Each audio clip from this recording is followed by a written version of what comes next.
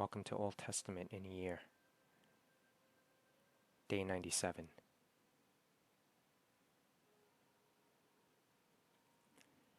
Joshua 3. Early the next morning, Joshua and all the Israelites left Acacia Grove and arrived at the banks of the Jordan River, where they camped before crossing. 3 days later, the Israelite officers went through the camp, giving these instructions to the people. When you see the Levitical priests carrying the Ark of the Covenant of the Lord your God, move out from your positions and follow them. Since you have never traveled this way before, they will guide you. Stay about half a mile behind them, keeping a clear distance between you and the ark. Make sure you don't come any closer. Then Joshua told the people, "Purify yourselves, for tomorrow the Lord will do great wonders among you." In the morning, Joshua said to the priests, "Lift up the Ark of the Covenant and lead the people across the river." And so they started out and went ahead of the people. The Lord told Joshua, "Today I will begin to make you a great leader in the eyes of all the Israelites. They will know that I am with you, just as I was with Moses. Give this command to the priests who carry the Ark of the Covenant. When you reach the banks of the Jordan River, take a few steps into the river and stop there." So Joshua told the Israelites, "Come and listen to what the Lord your God says. Today you will know that the living God is among you. He will surely drive out the Canaanites, Hittites, Hivites, Perizzites, Girgashites, Amorites, and Jebusites ahead of you. Look, the Ark of the Covenant, which belongs to the Lord of the whole earth, will lead you across the Jordan River. Now, choose 12 men from the tribes of Israel, one from each tribe. The priests will carry the Ark of the Lord of all the earth. As soon as their feet touch the water, the flow of water will be cut off upstream, and the river will stand up like a wall." So the people left their camp to cross the Jordan, and the priests who were carrying the Ark of the Covenant went ahead of them. It was the harvest season, and the Jordan was overflowing its banks. But as soon as the feet of the priests who were carrying the ark touched the water at the river's edge, the water above that point began backing up a great distance away at a town called Adam, which is near Zarethan. And the water below that point flowed on to the Dead Sea until the riverbed was dry. Then all the people crossed over near the town of Jericho. Meanwhile, the priests who were carrying the Ark of the Lord's covenant stood on dry ground in the middle of the riverbed as the people passed by. They waited there until the whole nation of Israel had crossed the Jordan on dry ground.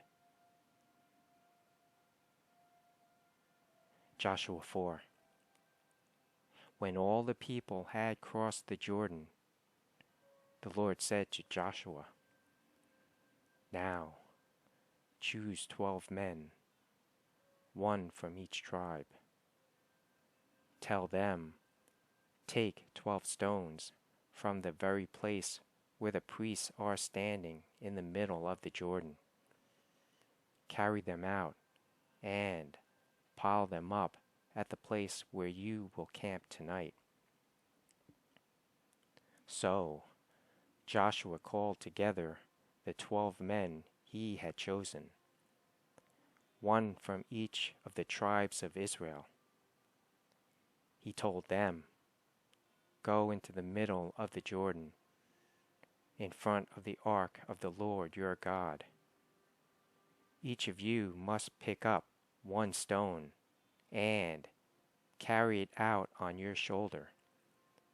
12 stones in all, one for each of the 12 tribes of Israel.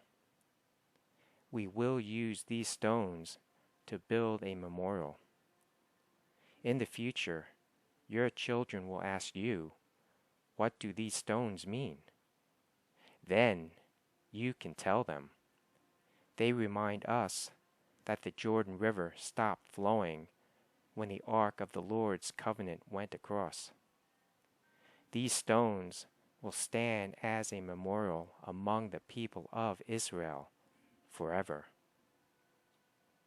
So the men did as Joshua had commanded them.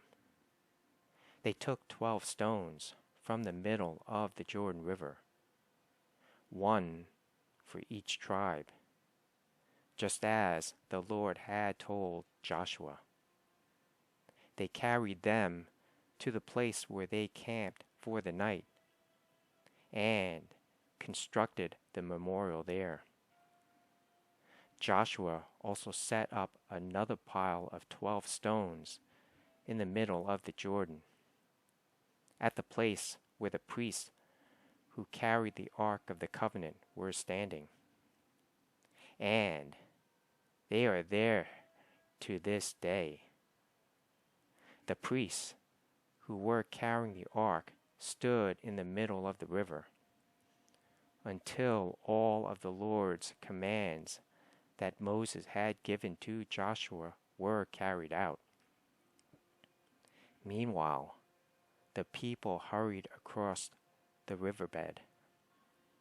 And when everyone was safely on the other side, the priests crossed over with the ark of the Lord as the people watched. The armed warriors from the tribes of Reuben, Gad, and the half-tribe of Manasseh led the Israelites across the Jordan, just as Moses had directed. These armed men, about 40,000 strong, were ready for battle, and the Lord was with them as they crossed over to the plains of Jericho. That day, the Lord made Joshua a great leader in the eyes of all the Israelites, and for the rest of his life, they revered him as much as they had revered Moses. The Lord had said to Joshua, "Command the priests carrying the Ark of the Covenant to come up out of the riverbed." So Joshua gave the command. As soon as the priests carrying the Ark of the Lord's covenant came up out of the riverbed, and their feet were on high ground, the water of the Jordan returned and overflowed its banks as before. The people crossed the Jordan on the 10th day of the first month. Then they camped at Gilgal, just east of Jericho. It was there at Gilgal that Joshua piled up the 12 stones taken from the Jordan River. Then Joshua said to the Israelites, "In the future, your children will ask, 'What do these stones mean?' Then you can tell them, 'This is where the Israelites crossed the Jordan on dry ground.' For the Lord, your God, dried up the river right before your eyes, and He kept it dry until you were all across, just as He did at the Red Sea when He dried it up, until we had all crossed over. He did this so all the nations of the earth might know that the Lord's hand is powerful, and so you might fear the Lord your God forever."